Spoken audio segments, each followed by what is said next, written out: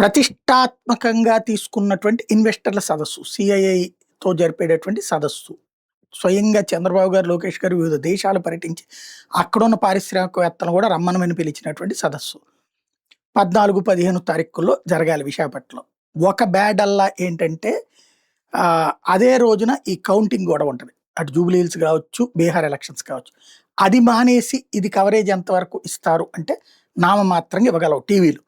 పేపర్లలో అయితే ప్రాబ్లం లేదు. ఫుల్ పేజీ కవరేజీలు వస్తాయి. బట్ అవి కూడా ఫ్రంట్ అయితే ఈ విజయాలు వేసుకోవాలి కదా బీహార్ది, జూబ్లీ హిల్స్ది. ఆ తర్వాత వేయాల్సి ఉంటుంది. లోపల 3, 4 పేజీలు వేయగలుగుతారు. బట్ టీవీల్లో కదా ఇక్కడ ముఖ్యమైనటువంటిది. పేపర్లు చదివేవాళ్ళు ఎంతమంది? రెండు తెలుగు రాష్ట్రాలు కలిపితే కూడా 10 లక్షల మంది కూడా 10 లక్షల పేపర్లు కూడా అమ్ముడవట్లేదు. అది కూడా చదివేటటువంటి వాళ్ళు అతి పరిమితంగా ఉంటున్నటువంటి రోజులు ఇవి. కాబట్టి ఈ కవరేజ్కి మైనస్ అవుతుంది. అందుకని ముందే బాగా పాపులారిటీ తీసుకొచ్చారు. అందుకని ఎన్నెన్ని కంపెనీలు ఏంటి అన్నది కూడా ఇప్పుడే తెచ్చేసి, మామూలుగా ఏంటి సదస్సు పూర్తి అయిపోయాక ఇన్ని కంపెనీలు అని చెప్పేవాళ్ళు. ఇప్పుడు సదస్సుకు ముందే ఇన్ని కంపెనీలు అని ముందే చెప్తున్న కారణం, సదస్సు తర్వాత ఇన్ని లక్షల కోట్ల పెట్టుబడులు అని చెప్పేవాళ్ళు. అక్కడికి వచ్చాక ఎంత జరిగిందని ఇప్పుడే ముందే చెప్పేస్తున్నారు 2 లక్షల కోట్లని.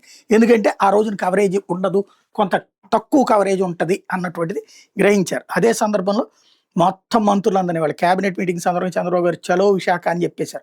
ఒక్కళ్ళు కూడా ఇక్కడ ఉండడానికి వీలేదు, మొత్తం విశాఖపట్నంలోనే ఉండండి అంటే ప్రతి పారిశ్రామికవేత్త కూడా అటు చూసిన మంత్రి కనబడాలి, ఇటు చూసిన మంత్రి కనబడాలి. ఏది అడిగినా వెంటనే మంత్రులు వెళ్ళి సమాధానం చెప్పాలి, పరిష్కారం చూపెట్టాలి. ఇది బాబు గారు అంత సీరియస్గా ఎఫర్ట్ పెడుతున్నారు సిఐఐ సదస్సు మీద. ఇది సక్సెస్ కావాలని కోరుకుందాం. ఆంధ్ర భవిష్యత్తుకి అత్యంత ముఖ్యమైనటువంటిది ఇన్వెస్ట్మెంట్స్.